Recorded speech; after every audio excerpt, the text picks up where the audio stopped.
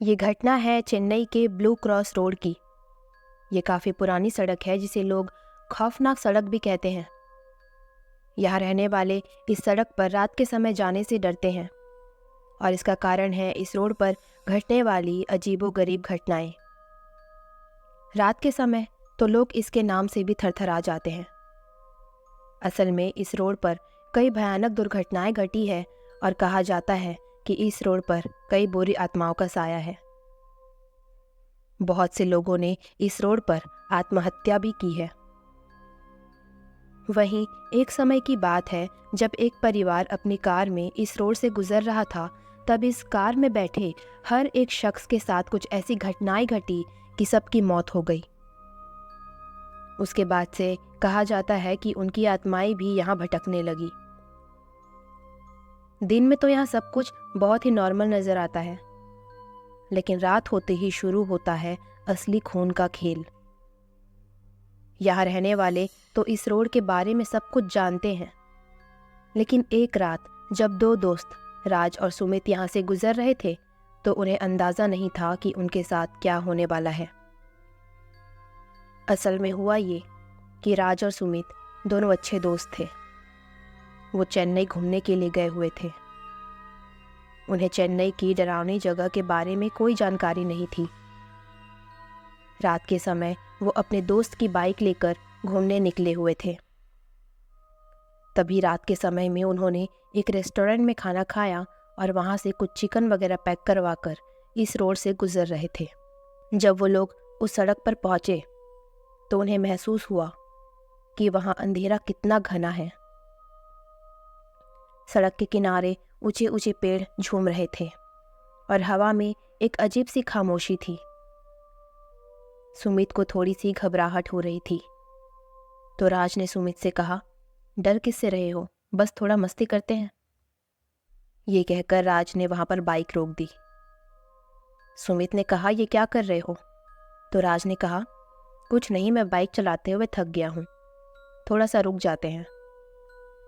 दोनों बाइक से उतर गए। दोनों ने अपनी टॉर्च ली और इधर उधर देखने लगे क्योंकि अंधेरा काफ़ी था वहाँ।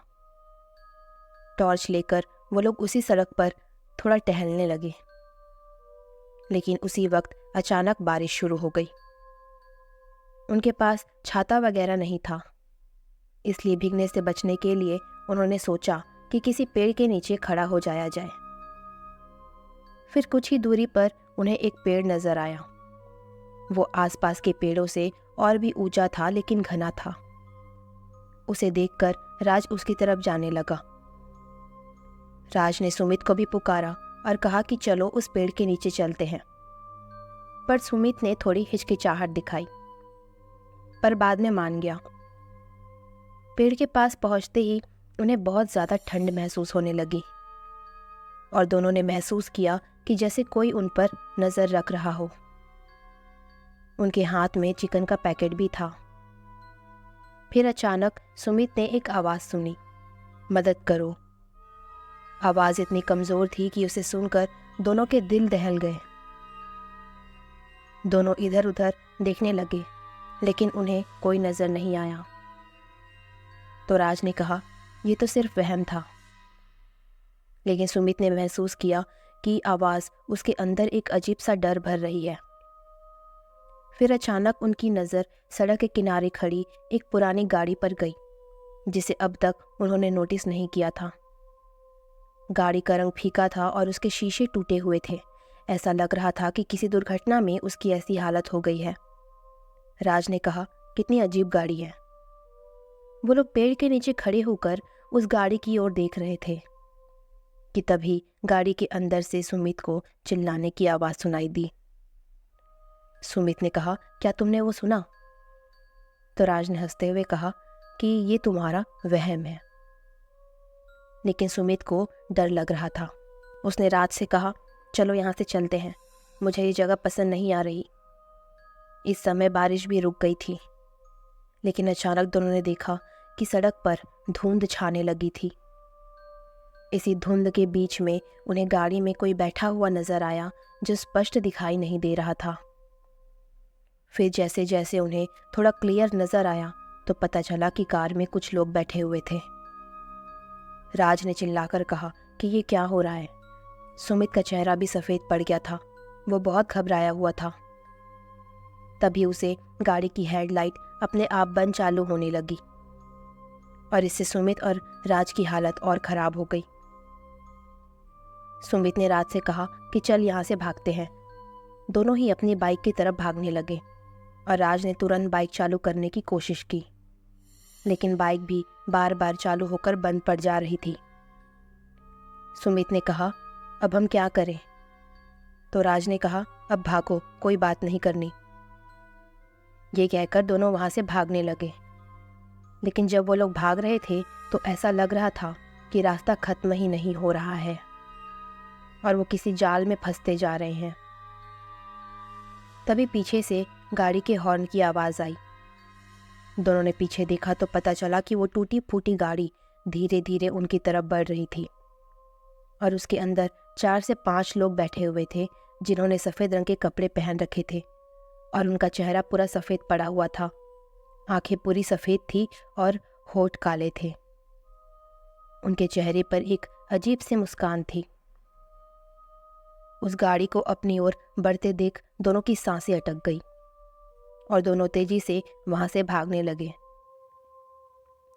पर जैसे जैसे वो तेज भाग रहे थे, गाड़ी उतनी ही तेजी से उनकी तरफ बढ़ रही थी। भागते भागते वो लोग थक चुके थे, इसलिए रुक गए और हाँफने लगे। वो गाड़ी करीब आ गई थी और ठीक उनके करीब आकर रुक गई। उन्होंने देखा कि गाड़ी रुकने के बाद 5 लोग उसमें से उतरे और सबकी नज़र उस पैकेट पर थी जो सुमित के हाथ में था।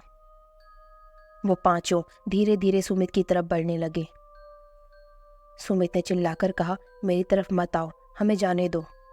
दोनों डरते डरते पीछे हटने लगे, लेकिन पांचों उनकी तरफ बढ़ते जा रहे थे। तभी पांचों में से एक लड़की ने कहा, हमें भूख लगी है, खाना दो। वो आवाज़ इतनी भयानक थी कि राज और सुमित एकदम से रुक गए और डर के मारे थरथराने लगे। दोनों ने उन पांचों की तरफ देखा। राज और सुमित उसके डरावने चेहरे को देखकर सहम गए थे। सुमित ने राज से कहा, हमें यहाँ से भागना चाहिए, लेकिन राज ने डर के मारे कुछ नहीं कहा। वो पांचों फिर से उनकी तरफ बढ़ने लगे और राज ने नोटिस किया कि उनकी नज़रें उस पैकेट पर थी जो सुमित के हाथ पर था।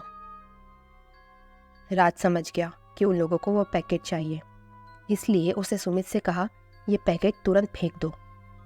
सुमित को समझ नहीं आया कि आखिर वो क्या कह रहा है, लेकिन उसने उसकी बात मान ली और उसने उस पैकेट को सामने फेंक दिया। जैसे ही उसने उस पैकेट को फेंका, वो पांचों लोग उस पैकेट पर झपट पड़े और उसमें जितना भी चिकन था उसे ऐसे खाने लगे जैसे कि सालों से उन्होंने कुछ न खाया हो।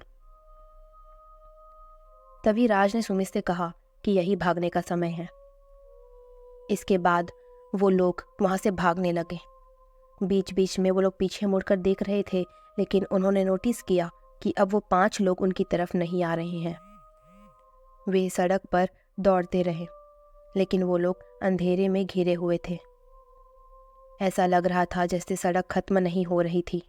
तभी उन्होंने नोटिस किया कि वो लोग भागते हुए फिर से अपनी बाइक के पास पहुंच गए थे और ये देखकर उनके दिल की धड़कन रुक सी गई। दोनों के दिमाग ने काम करना बंद कर दिया। सोच रहे थे कि आखिर ये कैसा जाल है, लेकिन उन्होंने देखा कि आसपास उनके अलावा कोई भी नहीं था। ना वो टूटी फूटी गाड़ी थी और ना ही वो 5 लोग जो उन्हें दिख रहे थे। लेकिन तभी सामने से उन्हें 2-3 लोग भागकर आते हुए नजर आए। वे सभी घबराए हुए लग रहे थे। राज और सुमित उनके पास गए और उन्होंने पूछा कि आखिर क्या हो रहा है ये। तो उन लोगों ने बताया कि वे भी इस सड़क पर भटक रहे हैं और किसी तरह निकलने की कोशिश कर रहे हैं। राज और सुमित ने समझ लिया कि ये सड़क सिर्फ एक जगह नहीं बल्कि एक भयानक जाल है। वो एक भूतिया सड़क है जहाँ पर ऐसी घटनाएं घटना आम बात है। उन्हें ये भी समझ आया कि रात के समय उन्हें ऐसे सुनसान सड़क पर कभी भी नॉनवेज लेकर नहीं चलना चाहिए, क्योंकि अक्सर इन्हीं चीज़ों से बुरी आत्माएं पीछे पड़ सकती हैं और कुछ ऐसा हो सकता है जो अकल्पनीय हो। उस रात को उन्हें एक अच्छी खासी चेतावनी मिल गई थी। और इसके बाद से उन लोगों ने कभी भी ऐसी गलती दोबारा नहीं दोहराई। वो समझ गए कि उनकी किस्मत काफ़ी अच्छी थी उस रात जो वो लोग बच गए। आखिर में वो लोग और लोगों के साथ मिलकर उस जगह से निकल ही गए। कैसी लगी आपको हॉन्टेड रोड की ये भूतिया कहानी? पसंद आई हो तो इसे लाइक कीजिए और हमारे चैनल को सब्सक्राइब करना मत भूलिए।